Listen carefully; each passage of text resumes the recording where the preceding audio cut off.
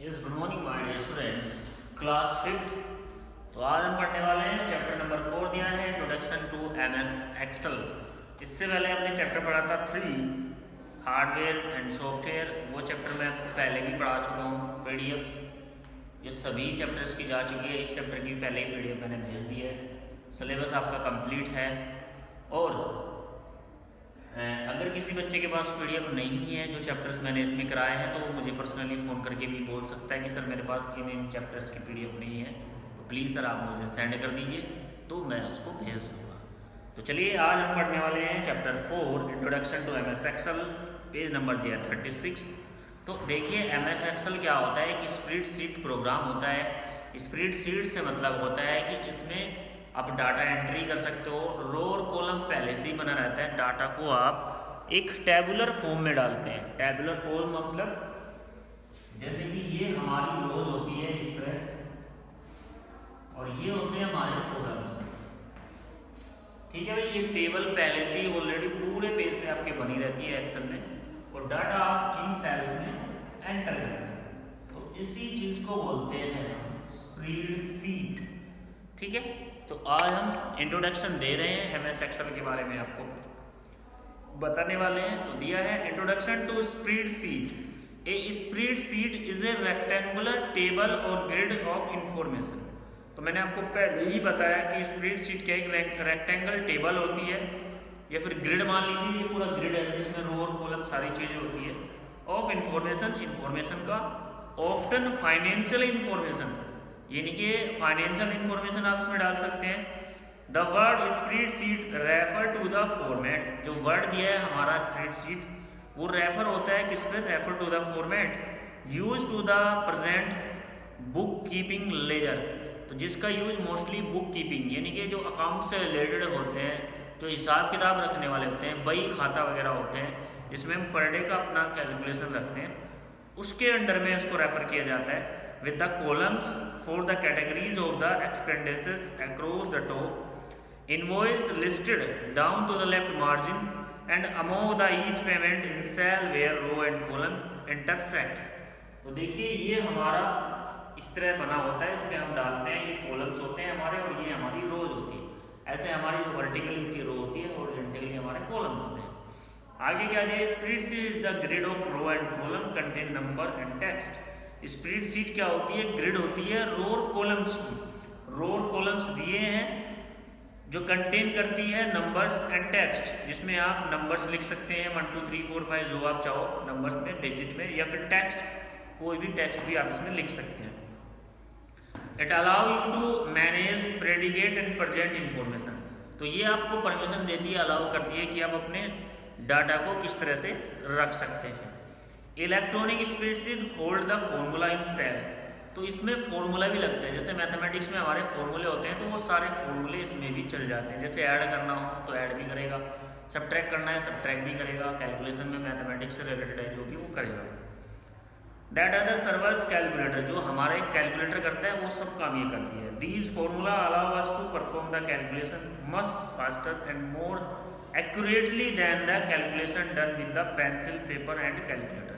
तो ये जो फॉर्मूला होता है, इसकी जो कैलकुलेशंस होती है एक्यूरेट आती है बिल्कुल, किस और तेजी से आती है, किससे ज़्यादा? पेंसिल से किया, पेपर पे किया गया हो, या फिर आपने कैलकुलेटर से किया हो, उससे ज़्यादा बेस्ट आती है। The various example of spreadsheet are Lotus 1 2 3, super calculator and MS Excel ETC।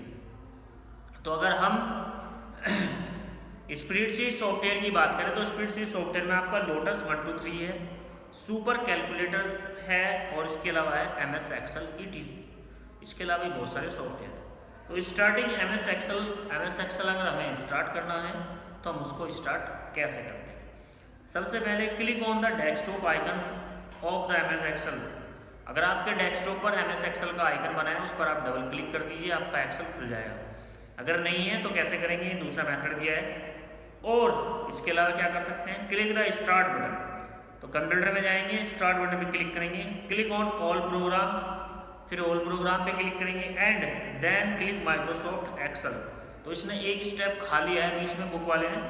All programme के बाद हमें क्लिक करना है MS ऑफिस पर, माइक्रोसॉफ्ट ऑफिस होगा उस पर आपको क्लिक करना है। उसमें फिर आपको दिखाई देगा माइक्रोसॉफ्ट एक्सेल, उस पर आप क्लिक करेंगे तो माइक्रोसॉफ्ट एक्सेल आपकी स्क्रीन पर आ जाएगा, जैसे कि पेज नंबर 37 पे दिखाया गया है। तो इस तरह आपकी स्क्रीन पर माइक्रोसॉफ्ट एक्सेल आ जाएगा, जिसमें बहुत सारी रो और कॉलम्स आपके सामने। The MS Excel screen, heading क्या दिया है, MS Excel screen.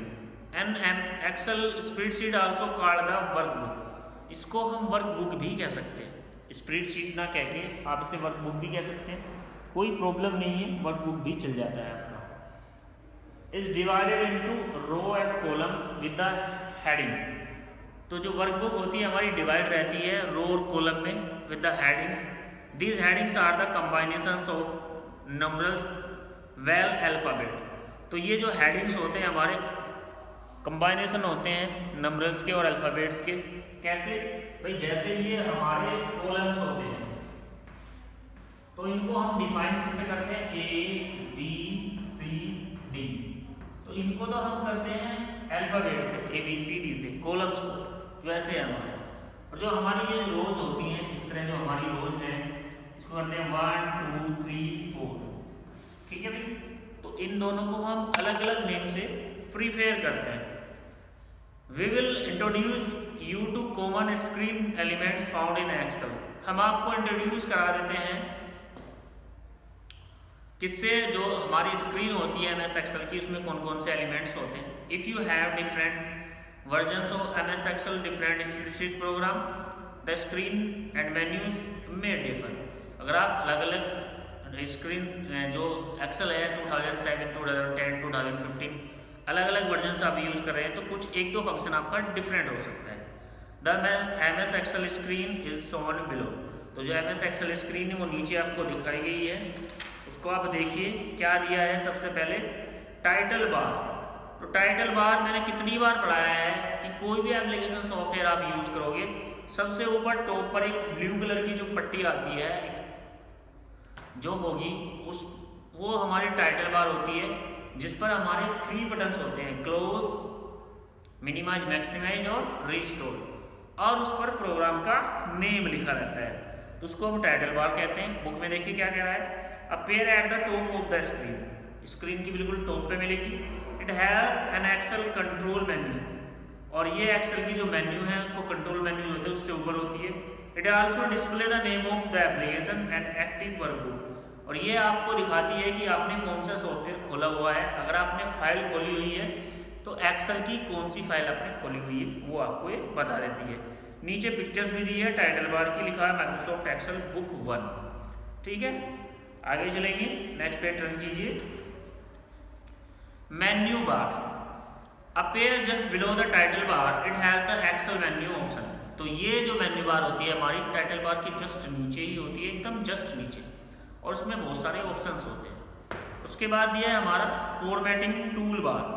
Formatting tool bar consists of tool use the formatting documents, तो इसमें बहुत सारे टूल्स होते हैं जिसका यूज हम डॉक्यूमेंट्स को फॉर्मेट करने के लिए करते हैं, फॉर्मेटिंग करने के लिए नहीं, सजाने के लिए करते हैं, अलग अलग स्टाइल्स उसमें लाने उसके लिए करते हैं।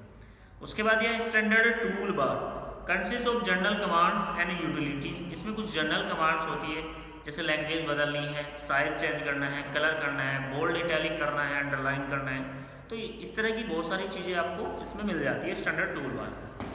फिर दिया है cell reference box, refer to the address of a currently active cell in the terms of row and columns reference, the cell A4C is the address of the cell worksheet at the intersections of column C and row 4। तो देखिए cell reference box क्या होता है, इसमें आपको ये किसी भी सेल का एड्रेस बताता है। एड्रेस कैसे बताता है, देखिए भाई जैसे हमने बताया था आपको कि हम कॉलम को A B C और D से प्रेजेंट करते हैं और रो को क्या 1 2 3 से प्रेजेंट करते हैं। सपोज दैट मैं यहाँ पर वर्क कर रहा हूँ, इस वाले कॉलम में मैं वर्क कर रहा हूँ, इस वाले सेल, ठीक है भाई, इस पर मैं वर्क कर रहा हूँ, तो सेल रेफरेंस में इसका एड्रेस क्या जाएगा, कॉलम तो है हमारा C और सेल कौन सी है 2, तो उसका जो एड्रेस हो जाएगा वो हो जाएगा C2। सेल एड्रेस क्या हो गया हमारा C2 हो गया। तो ये था हमारा सेल रेफरेंस बॉक्स जिसमें हम अपने सेल का एड्रेस देते हैं। नेक्स्ट दिया है formula bar, appear directly below the tool bar on the spreadsheet, तो ये डायरेक्टली अपने आप ही आ जाता है टूल बार के जस्ट नीचे।